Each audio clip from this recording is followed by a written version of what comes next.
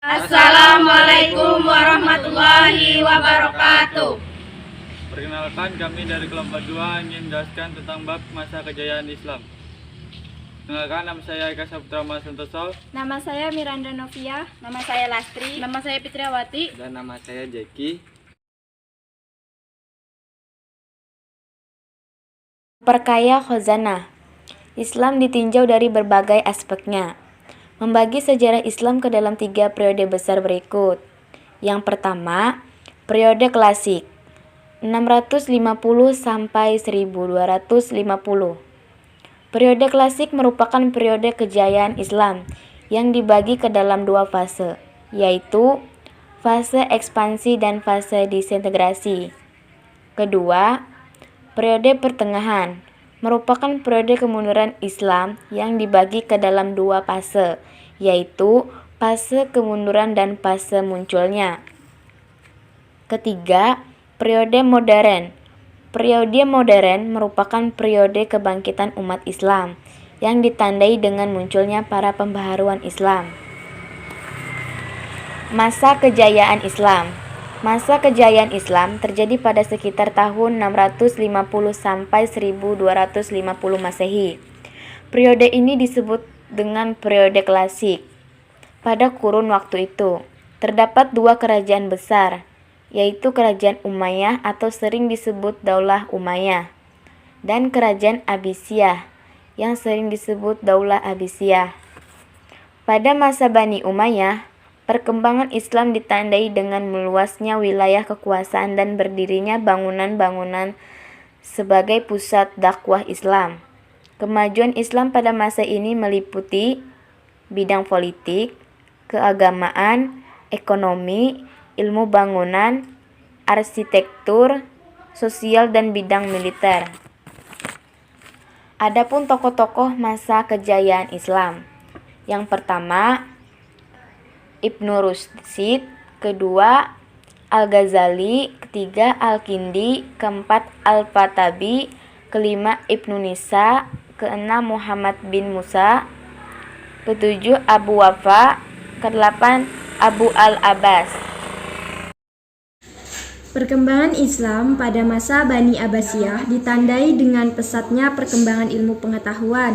Kemajuan Islam pada masa ini meliputi bidang ilmu pengetahuan, ekonomi, ilmu bangunan atau arsitektur, sosial, dan bidang militer. Kemajuan umat Islam pada masa Bani Umayyah atau Bani Abbasiyah tidak terjadi secara tiba-tiba, akan tetapi disebabkan oleh faktor internal dan faktor eksternal. Faktor internal antara lain: 1. Konsistensi dan istiqomah umat Islam kepada ajaran Islam.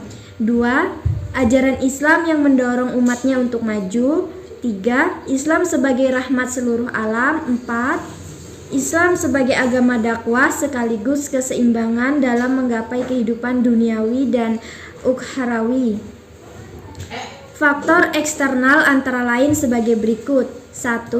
Terjadinya asimilasi antara bangsa Arab dan bangsa-bangsa lain yang lebih dahulu mengalami perkembangan dalam ilmu pengetahuan. Pengaruh Persia pada tahun itu sangat penting. Persia banyak bekerja dalam bidang pemerintahan, perkembangan ilmu filsafat dan sastra. Adapun pengaruh Yunani masuk melalui berbagai macam terjemahan dalam banyak bidang ilmu terutama filsafat. 2. Gerakan terjemahan pada masa periode klasik. Usaha penerjemahan kitab-kitab asing dilakukan dengan giat sekali. Pengaruh gerakan terjemahan terlihat dalam perkembangan ilmu pengetahuan umum terutama di bidang astronomi, kedokteran, filsafat, kimia, dan sejarah. Selain faktor tersebut di atas, kejayaan Islam ini disebabkan pula oleh adanya gerakan ilmiah atau etos keilmuan dari para ulama yang ada pada periode klasik, antara lain sebagai berikut. 1. Menjelaskan ajaran Al-Quran secara maksimal. Al-Quran di dalamnya banyak ayat menyuruh kita menggunakan akal untuk berpikir. melaksanakan isi hadis. Banyak hadis yang menyuruh kita untuk terus-menerus menuntut ilmu, meskipun harus ke negeri Cina. Bukan hanya karena ilmu agama yang dicari, tetapi ilmu-ilmu lain yang berhubungan dengan kehidupan manusia di dunia ini. C. Tokoh-tokoh pada masa kejayaan Islam. Miqdad bin Amr termasuk rombongan yang pertama masuk Islam. Ia adalah orang ketujuh yang menyatakan keislamannya. Dengan kejujurannya, ia rela mendapatkan siksaan dari kafir Quraisy. Miqdad bin Amr adalah seorang filosof dan ahli pikir. Suatu ketika, dia diangkat Rasulullah SAW menjadi seorang amir di daerahnya. Ia melaksanakan amanah itu. Dirinya pun diliputi oleh kemegahan dan puji-pujian. Hal ini dianggap sebagai pengalaman pahit. Ia tidak ingin tenggelam dalam kemegahan dan pujian, dan maka sejak itu dia menolak menerima kejabatan amir. Kecintaan Miqdad terhadap Rasulullah SAW sangat besar. Kecintaannya itu menyebabkan hati dan ingatannya dipenuhi rasa tanggung jawab terhadap beliau. Misalnya, setiap ada sesuatu yang membahayakan Rasulullah SAW, secepat kilat ia telah berada di depan pintu rumah Rasulullah SAW. Ia menghunus pedangnya untuk membela beliau. Demikian Miqdad menjalani hidupnya. Ia senantiasa memberikan pembelaan terhadap Islam dan Rasulullah SAW dengan keteguhan hati yang menakjubkan. Dengan membela Islam, ia mendapat kehormatan dari Rasulullah SAW. Sungguh Allah SWT telah menyuruhku untuk mencintaimu dan menyampaikan pesannya padaku bahwa dia mencintaimu. Pertama, Ibnu Rusyd 520-595 Hijriah. Nama lengkapnya Ibnu Al-Walid Muhammad Ibnu Rusyd, lahir di Cordova, Spanyol pada tahun 520 Hijriah. Beliau menguasai ilmu fikih, ilmu kalam, sastra Arab, matematika, fisika, astronomi, kedokteran, dan filsafat. Karya-karya beliau antara lain Kitab Bidayat, Al-Mustahid, atau kitab yang membahas tentang fikih, kitab Kulliyat atau membahas tentang kedokteran, Fas al-Magal Fima Bain, Al-Hikmat wa Aishi Syariat. Menurut Ibnu Rusyd, filsafat dan agama Islam tidak bertentangan. Yang kedua, Al-Ghazali 450-505 Hijriah. Nama lengkapnya Abu Hamid Al-Ghazali, lahir di desa Ghazalah pada tahun 450 Hijriah. Beliau wafat pada tahun 505 Hijriah di Tus, Iran Utara. Beliau dididik dalam keluarga dan guru yang zuhud, sederhana. Beliau belajar di madrasah Imam Al-Juwaini. Setelah beliau menderita sakit, beliau mengasingkan diri dari halayak ramai dengan niat mendekatkan diri kepada Allah Subhanahu wa taala. Kemudian beliau menjalankan hidup tasawuf selama 10 tahun di Damaskus, Yerusalem, Mekah, Madinah, dan Tus. Adapun jasa-jasa beliau terhadap Islam yaitu memimpin madrasah Nizamiyah di Baghdad sekaligus sebagai guru besarnya. Kedua, mendirikan madrasah. Ketiga, menulis berbagai macam buku yang berjumlah 288 buku. Baik, di sini saya akan melanjutkan tentang tokoh-tokoh Muslim yang telah menyumbangkan karyanya untuk peradaban umat manusia. Yang ketiga, Al-Kindi. Nama lengkapnya yaitu Yakub bin Ishaq Al-Kindi, lahir di Kufa pada tahun 805 Masehi, wafat di Baghdad pada tahun 873 Masehi. Al-Kindi termasuk cendekiawan Muslim yang produktif. Hasil karyanya di bidang-bidang filsafat, logika, astronomi, kedokteran, ilmu Jawa, politik, Muslim, dan matematika. Beliau berpendapat bahwa filsafat tidak bertentangan dengan agama karena sama-sama membicarakan tentang kebenaran. Beliau juga merupakan salah satu filosof Islam dari Arab. Ia disebut dengan filosof al-Arab, filosof orang Arab. Yang keempat yaitu nama lengkapnya Abu Nasr Muhammad Ibnu Atarkan Tarkan Ibnu Uslak Al-Farabi. Beliau lahir di Farabi, Transania pada tahun 872 Masehi dan wafat di Damsyik pada tahun 950 Masehi.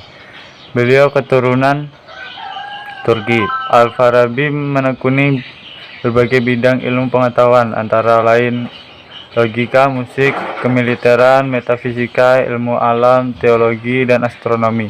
Di antara karya ilmiahnya yang terkenal berjudul Al-Royu Ahlul Al-Madinah Wal Fadilah, yang artinya pemikiran tentang penduduk negara utama. Yang kelima yaitu Ibnu Sina. Nama lengkapnya Abu Ali Al-Husain Ibnu Abdullah Ibnu Sina. Lahir di Afshana dekat Bukhara, wafat dan dimakamkan di Hamazan. Beliau belajar bahasa Arab, geometri, fisika, logika, ilmu hukum Islam, teologi Islam, dan ilmu kedokteran. Pada usia 17 tahun, ia telah terkenal dan dipanggil untuk mengobati Pangeran Sumani Nur bin Mansur. Beliau menulis lebih dari 200 buku dan di antara karyanya yang terkenal berjudul Al-Qanin fi At-Tib, yaitu ensiklopedia tentang ilmu kedokteran dan Al-Shifa, ensiklopedia tentang filsafat dan ilmu pengetahuan. Demikian tokoh-tokoh muslim yang menyumbangkan karyanya pada peradaban umat manusia.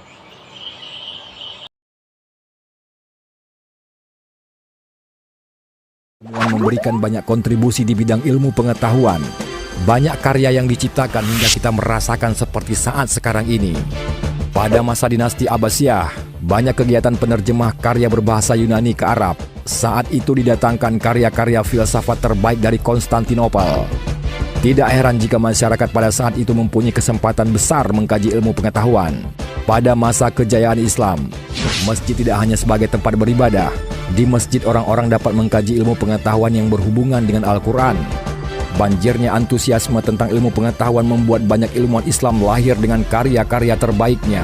Bahkan karya tersebut masih berpengaruh hingga zaman milenial ini.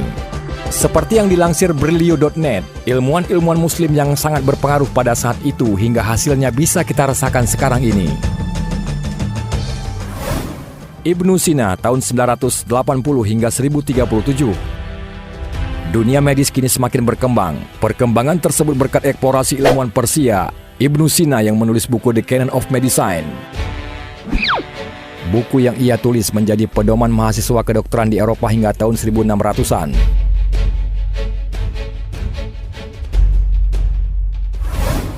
Al-Khawarizmi 780 hingga 850. Al-Khawarizmi adalah ilmuwan muslim yang ahli di bidang matematika. Ilmuwan dari Persia ini menemukan sistem penomoran 1 hingga 10. Ia juga berjasa menemukan konsep aljabar dan algoritma.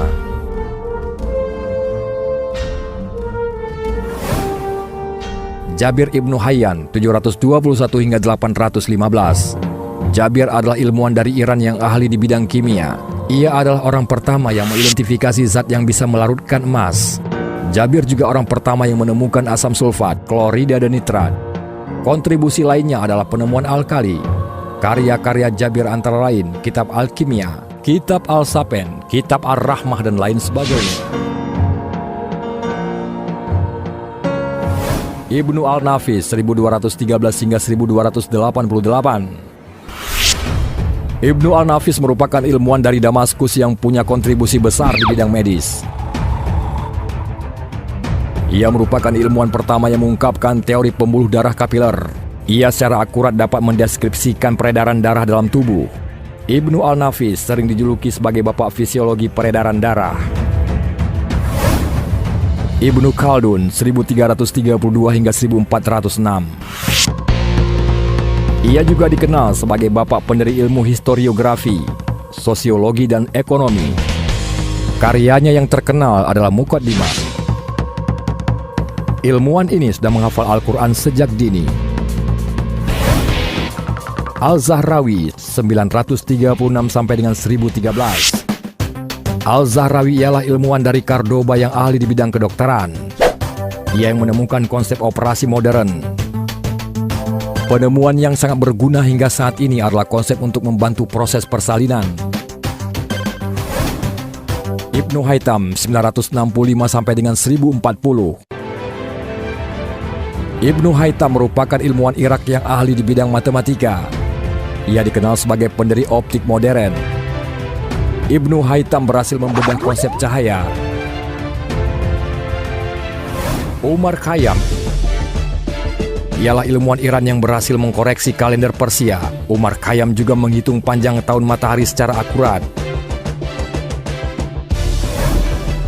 Ibnu Al-Baitar 1197 hingga 1248. Ibnu Al-Baitar adalah ilmuwan dari Malaga yang terkenal di bidang botani dan kedokteran. Dia tercatat menemukan penemuan kedokteran pada abad pertengahan secara sistematis.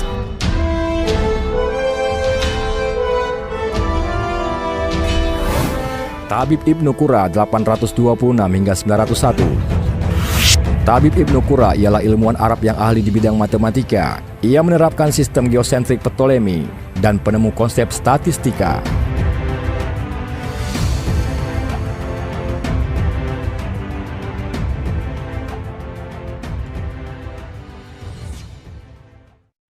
Sekian video yang dapat kami paparkan. Atas perhatiannya kami ucapkan terima kasih. Apabila ada kesalahan kami mohon maaf yang sebesar-besarnya. Kami akhiri. Wassalamualaikum warahmatullahi wabarakatuh.